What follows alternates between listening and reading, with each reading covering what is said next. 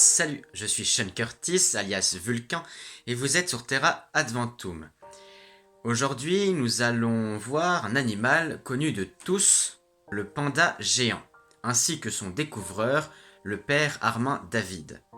C'est la troisième vidéo de cette série après les kangourous de Joseph Banks et le baobab de Michel Adanzon. La vidéo se découpe en trois parties. La première sur qui est Armand David, la deuxième sur sa découverte des pandas et la troisième sur le panda, qu'est-ce que c'est aujourd'hui. Vous pouvez ainsi tout regarder ou regarder juste la partie qui vous intéresse. Une espèce, un naturaliste, une espèce de naturaliste. Aujourd'hui, le panda géant de Armand David. Qui est Armand David? Jean-Pierre Armand David est né en 1826 dans le Pays basque français. En 1850, il prononce ses vœux religieux. Il est ainsi prêtre catholique, plus particulièrement lazariste. Les lazaristes sont des prêtres qui ont pour mission d'évangéliser les parties non chrétiennes du monde. Oui, et c'est pour ça qu'il a choisi d'être missionnaire, pour pouvoir voyager. Mais au début, il enseigne les sciences naturelles en Italie, sciences qu'il aime tout particulièrement. En 1860, le zoologue Henry Milnes Edward, alors l'administrateur du Muséum d'histoire naturelle de Paris, cherche à inventorier les espèces de la Chine, un territoire très peu connu à l'époque. Quoi de mieux pour cette mission qu'un missionnaire qui, en même temps qu'évangéliser la Chine, peut récolter des espèces et les envoyer ainsi à Milnes Edwards. Bien sûr, on peut s'y attendre, l'homme parfait pour cette mission est le père Armand David, car il est à la fois missionnaire et zoologue botaniste. En 1862, il est donc en Chine. Il explore les territoires proches de Pékin et des montagnes de l'Ouest. De nombreuses boîtes avec de nombreuses espèces sont ainsi envoyées et Milnes Edwards est très content de son travail et il engage encore pour plusieurs années. Parmi les animaux qu'il a découverts et envoyés à Paris, il y a une espèce de cerf qui sera nommé le cerf du père David, qui était alors en voie de disparition, mais qui, grâce à l'envoi d'un couple à Paris, puis plus tard par l'envoi de d'autres couples dans plusieurs villes du monde, l'espèce est toujours vivante aujourd'hui, même si elle n'existe plus à l'état naturel. En 1866, il explore la Mongolie méridionale, découvre plusieurs espèces, mais globalement, cette expédition est assez décevante. Ce qui est intéressant avec le père David, c'est qu'il ne fait pas que de récolter des espèces, il prend aussi beaucoup de notes. C'est un grand savant d'histoire naturelle. De 1868 à 1870, il explore la Chine centrale jusqu'au Tibet. Il est principalement dans la région du Sichuan, qui est connue encore aujourd'hui pour sa grande diversité animale et végétale. Et là, il en trouve des espèces, beaucoup, connues ou inconnues, qui continuent à expédier chez Milnes Edwards. C'est là-bas qu'il découvre le rhinopithèque de Roxland, l'arbre au mouchoir. D'ailleurs, son nom scientifique est Davida involucrata. Davida pour David. Mais surtout, c'est là qu'il découvre pour la première fois le panda géant. Mais on en reparlera très bientôt. Il découvre aussi un peu plus tard la salamandre géante de Chine qui peut mesurer quand même 1,80 m. De retour en France, il se refait une santé, il était alors à la fin de son voyage un peu affaibli, il passe son temps à rédiger un mémoire de ses voyages et à préparer une nouvelle expédition. Justement, la voilà, de 1872 à 1874, il repart en Chine pour les mêmes raisons. Il contracte plusieurs maladies et manque plusieurs fois de mourir. Mais il survit. De retour en France, il s'installe à Paris où il s'occupa à l'écriture de plusieurs ouvrages. Il meurt en 1900. Retournons à la découverte du panda par Armand David.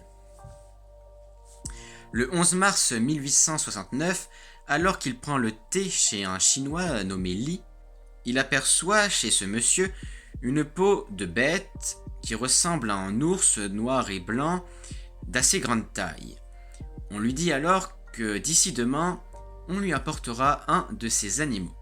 Mais c'est seulement le 23 mars qu'un chasseur lui en apporte un. Faut pas vendre la peau de l'ours avant de l'avoir tué. Ils ont jamais attendu ça, hein. C'est un jeune qu'ils ont tué pour avoir plus de facilité à le transporter. Et après l'avoir payé assez cher, le père David peut l'examiner. Un mois plus tard, il observe dans son habitat naturel un panda adulte. Il constate ainsi que les couleurs ne changent pas entre les jeunes et les adultes, qu'ils vivent dans les montagnes inaccessibles et surtout qu'ils se nourrissent de végétaux, en particulier du bambou. Et hop, une caisse est tout de suite envoyée chez Milne Edwards avec une première description que voici. Espèce très grande, oreilles courtes, queue très courte, poils assez courts, dessous des quatre pattes très poilus, couleur blanc avec les oreilles, le tour des yeux, le bout de la queue et les quatre membres noirs. Le noir des bras se réunit dans le dos par une raie étroite. David le nomme Ursus melanolocus, le faisant entrer dans le genre des ours, et melanolocus voulant dire noir et blanc, donc l'ours noir et blanc. Mais Milne Edwards, en l'observant attentivement, en conclut qu'il ne s'agit pas vraiment d'un ours, et le rapproche plus du pandarou et du raton laveur. Il le plaça dans un nouveau genre qu'il nomma Ailuropoda, du grec ailuros qui veut dire chat, et podos le pied, soit à pied de chat. Et d'ailleurs le genre du pandarou est Aiurus, qui renvoie aussi à la racine grecque de chat. Edwards garda quand même Melanolocus comme nom de l'espèce. Aujourd'hui, le panda géant est bien rattaché aux ours. Justement, aujourd'hui, que savons-nous sur le panda géant ? Tout d'abord, le mot panda signifie grand chat ours. Selon une autre théorie, il voudrait dire aussi mangeur de bambou, ce qui correspond aussi au panda roux qui mange aussi du bambou. Le panda géant était au départ nommé Aiurope, d'après son nom scientifique Aiuropoda melanoloca. On peut aussi le désigner sous le nom d'ours du père David ou ours des bambous. Le panda géant est donc un animal, un mammifère de l'ordre des carnivores, de la famille des ours, et il est la seule espèce vivante du genre Aiuropoda. Voici maintenant ses caractéristiques.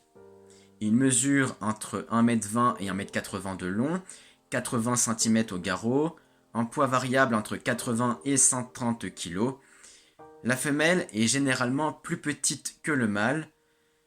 Pas la peine de dire les couleurs, vous les connaissez et le père David les a très bien décrites. Petite caractéristique, il possède 6 doigts, dont un faux pouce opposable aux autres doigts. Cela lui permet de mieux attraper les tiges de bambou qui constituent l'essentiel de son repas. Il en mange une grosse dizaine de kilos par jour. Juste, on n'a pas dit que c'était un carnivore ?